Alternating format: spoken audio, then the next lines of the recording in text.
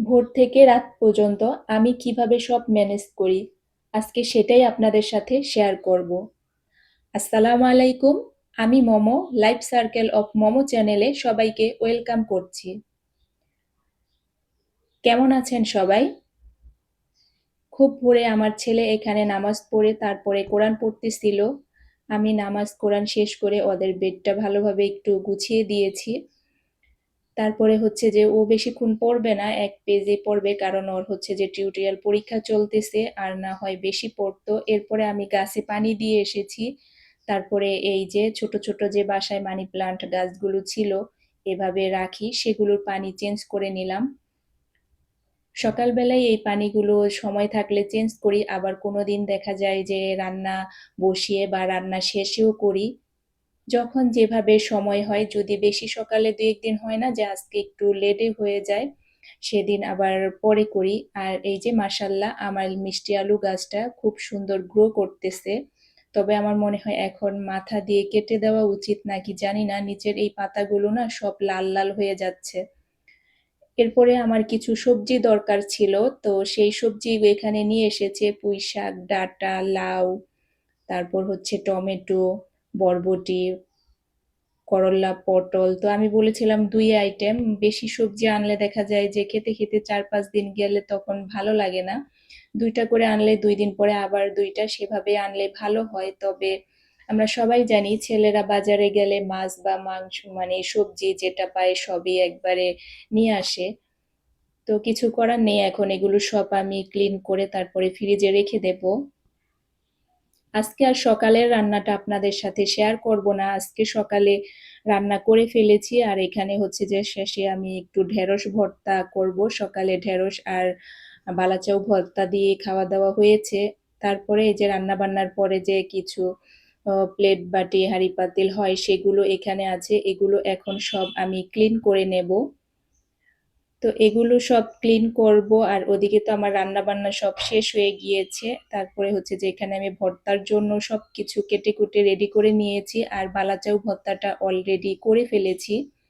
তো ঢেঁড়স ভর্তা তো সচরাচর সবাই মোটামুটি জানে, আমি তো ওই আলু ভর্তা যেভাবে করে ঠিক সেম ভাবেই করি, লাস্টে একটু কাঁচা সরিষার তেল দিয়ে দেই। তো এভাবেই করে খাই, আমার এই ঢেঁড়স ভর্তা ভাজি সবই ভালো লাগে।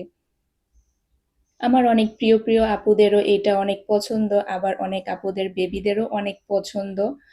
তারপর হচ্ছে যে সকালে খাওয়া-দাওয়ার পরে টেবিলটা একটু ক্লিন করে নিলাম। আর আমার ছোট বেবিটা ভাত খেতে চায় না। ওর জন্য আবার পাউরুটি আনিয়েছিলাম ছেলেকে দিয়ে, কিন্তু তাও সে খায়নি। সেটাও প্লেটেই পড়ে আছে। হঠাৎ করেই তার খাওয়া-দাওয়া যেন কেমন হয়ে গেছে। তো খাওয়া-দাওয়ার পরে আগে তো একবার করেছি, তারপরে যখন সবাই মিলে খাওয়া-দাওয়া হয় তখন আবার তো টুকটাক পড়ে। তো দুপুরে আবার সেভাবে হয় না, কারণ দুপুরে তো একেকজন দেখা যায় একেক সময় খায় আর ছোট ২ জনকে তো আমি খাইয়েই দেই।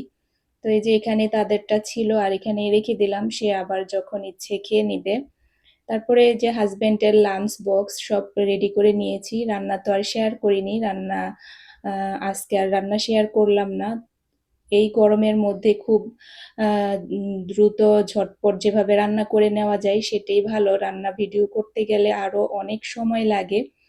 তো গরমের মধ্যে তো সবসময় চেষ্টা থাকে যে তাড়াতাড়ি যতটা সম্ভব করে নেওয়ার। তো সেভাবেই করে নিচ্ছিলাম। সবারই তো একই অবস্থা, প্রচুর গরম আর ইদানিং হচ্ছে যে আমাদের পানিরও প্রবলেম হবে নাকি বলছে। তো পানি ঠিকমতো আসছে না, যদি বলছে যে এরকম প্রবলেম আর ২-১ দিন হলে দিনে ২ বার পানি ছাড়বে সকালে আর রাতে, তাহলে তো আরো সমস্যা। এই গরমের মধ্যে বাচ্চা নিয়ে যদি পানি না থাকে, তো কিছু করার নেই, সবার যদি প্রবলেম হয় আমাদেরও হবে। এখন তো আর আমাদের মানে কিছু করার নেই। এদিকে আমি দুধও বসিয়ে দিয়েছিলাম খাওয়া দাওয়ার পরে। আসলে সকালে অত ভাত তো আর কেউ খায়নি, হালকা পাতলাই খেয়েছিল। তো এখন আবার দুধ গরম করে এখন সবাইকে একটু কফি দেব, সবাইকে বলতে আমি হাজবেন্ড আর ছেলেকে দুধের মধ্যে অল্প একটু দেব। আর মেয়েদের দিব না, ওরা এভাবেই দুধ খাবে, আমাদেরটাই শুধু করে নিচ্ছিলাম। আর এই কফিটা হচ্ছে আমার বান্ধবী দিয়েছিল আমাকে। ও হচ্ছে জাপানে থাকে পুরো ফ্যামিলি নিয়ে। গত বছর যখন ও আসছিল তখন আমার বাসায় এসেছিল আর সে অনেক গিফট নিয়ে এসেছিল আমার জন্য, তার মধ্যে এটাও একটা ছিল। তো এই যে এখন আমি হচ্ছে যে এটা করে নিয়ে তারপরে সবাই মিলে একসাথে ফ্যানের নিচে বসে একটু আরামে খেয়ে নেব। গরমের মধ্যে যদিও গরম লাগে, তবে যেহেতু রাতে এসি ছাড়ি, রুমটা একটু ঠান্ডা আছে, তো সেজন্য রুমেই চলে যাব এটা নিয়ে। এটা দেখা যায় সবাই মিলে একসাথে খাবো, তারপরে হাজবেন্ডের দোকানে চলে যাবে, আর ছেলেরও পরীক্ষা, ছেলের ইসে চলে যাবে। এরপরে হচ্ছে যে আমার অন্যান্য যে আরো কাজ থাকে না, কাজ তো আর শেষ নেই, সারাদিনই তো কাজ চলতেই থাকে আমাদের। তারপরে সবার এই যে কাপড় চোপড় সব একসাথে করে এখন আবার ওয়াশিং মেশিনে কাপড় দিয়ে দিব, তাকে গোসল করিয়ে দিয়েছি। সে তো সবসময় সাথে সাথেই আছেন। আর কোথায় কি করবেন, ইদানিং এত বেশি দুষ্টুমি বেড়েছে বলার বাহিরে। সে যে মানে মনে হয় যে ক্ষুধা পেটে থাকে সেজন্য নাকি বুঝি না, সে তো ঠিক মতো খাওয়াইতেই পারি না তাকে আমি। আর আমি খুব কুইকলি দিয়ে দেব, কারণ অল্প কিছু কাপড় ছিল, তার জন্য আমি অল্প আধা ঘন্টার সময় দিয়ে দিলাম, যাতে ঝটপট হয়ে যায়। আসলে প্রতিদিন পরার যে কাপড়গুলো, আসলে একটা মোবাইল থাকলে যা হয়, এই যে ফোন আসছিল, কি কথা বলতেছিলাম সেটাই ভুলে গিয়েছি।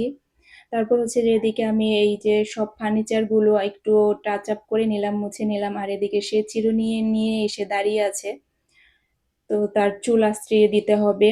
তারপরে একেবারে সন্ধ্যাবেলা, এই গরমে তো আইসক্রিম একেবারে হয়ে গেছে, আর বাচ্চারা ইদানিং শুধু আইসক্রিম খাওয়ার জন্যই, আমি দেখিও না কোন ফাঁকে তার বাবাকে ফোন করে বলে দেয়, আর সেও প্রতিদিনই এদের জন্য আইসক্রিম নিয়ে আসে।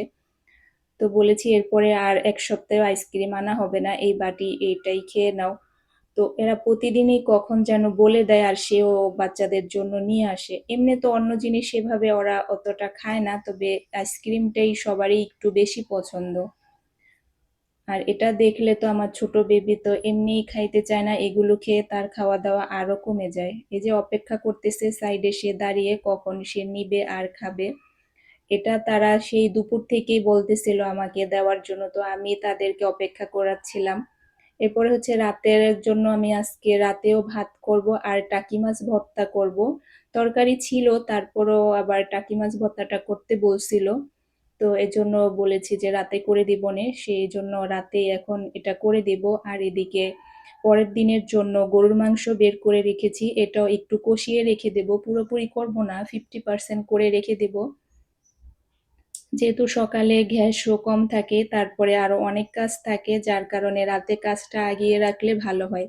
এই যে অনেক পরিমাণে তরকারি ছিল, তারপরে ভাজিও ছিল ফ্রিজে, এগুলো ছিল। আর এদিকে হচ্ছে যে আমি টাকি মাছের জন্য সবকিছু প্রিপারেশন নিয়ে এখন ভাজতে দিয়েছি মাছটা। তারপরে হচ্ছে যে আমি ভর্তাটাও বানিয়ে নিয়েছি। আজকে হয়েছিল যে আমি রসুনগুলো আস্ত দিয়েছিলাম, তো তার জন্য আর হাতে বানাইনি, পাটায় বেটে ভর্তাটা করেছিলাম।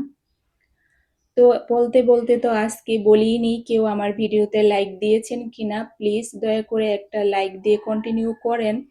এই পর্যন্ত কারা আছেন সেটাও জানি না, যারা যারা আছেন প্লিজ, যাদের এখনো লাইক দেননি, একটা লাইক দিয়ে কন্টিনিউ করেন। আর আজকে যারা আমার চ্যানেলের নতুন, এই ধরনের লাইফস্টাইল ভিডিও দেখতে পছন্দ করেন, আমার চ্যানেলটাকে সাবস্ক্রাইব করে রেখে দেন।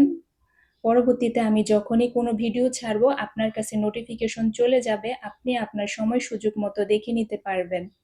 খুব ভালোভাবে এখন মশলাটা কষানো হয়ে গেছে, তারপরে হচ্ছে যে আমি মাংসটা দিয়ে দিব। তো এই যে মাংসটার মধ্যে পানি ছিল, সেটা ফালাই দিয়ে তারপরে মাংসটা দিলাম। ধুয়ে রাখলে কিন্তু এরকম একটু পানি জমে। এরপরে আমি অফ ক্যামেরায় আলু আর অন্যান্য সবকিছু দিয়ে দিয়েছিলাম। এভাবে দেখা যায় যে সারাদিনই আমাদের গৃহিণীদের কাজ চলতেই থাকে, হোক সেটা শীত বা গরম, সাধারণ দিন আর কোনো বিশেষ দিন, কাজের তো কোনো শেষ নেই, আমাদের গৃহিণীদের কোনো ছুটিও নেই। তারপরে মাংসটা কষাতে দিয়ে আলু কেটে নিলাম, আর ওই সময় আমি প্রিয় ইসলাম আপুর ভিডিও দেখতেছিলাম, আবার মাঝে মাঝে কমেন্ট করতেছিলাম, আর টোনাটুনি সংসারের আপুর ভিডিওটাও দেখতেছিলাম। এই সময় অনেকগুলো আপুর ভিডিও দেখেছিলাম। তো সব আপুদের আবার দেখা যায় যে রান্না রেখে আমি আবার কমেন্ট করতে গিয়েছিলাম। দেখা যায় যে ভিডিও ছেড়ে রাখি, একটার পর একটা চলতে থাকে আর শুনতে থাকি। রাতের বেলা দেখা যায় ওদের পড়াতে হয়, রান্না টুকটাক এটা সেটা করতে হয়, হয় শুনতে হয় ভিডিও, না হয় দেখতে হয়। পড়াতে গেলে তো দেখা যায় শোনা যায় না, তখন শুধু ভিডিওটা দেখে নেই। আর যখন এভাবে কাজ করি তখন দেখা যায় শুনে নেই, আবার অনেক সময় রিল্যাক্সে যারা বিকেলে বা সন্ধ্যার সাথে, সাথে দেয় তাদেরটা আবার সাথে, সাথে বসে দেখা যায়। আর কাজের সময় দেখা যায় যে সেভাবে হয় না। আবার হাসব্যান্ড চলে আসে রাতে, তার সামনেও সেভাবে ডিটেইলস কমেন্ট করা যায় না। সবাই ভালো লাগলে ভিডিওটা লাইক, কমেন্ট, শেয়ার করবেন।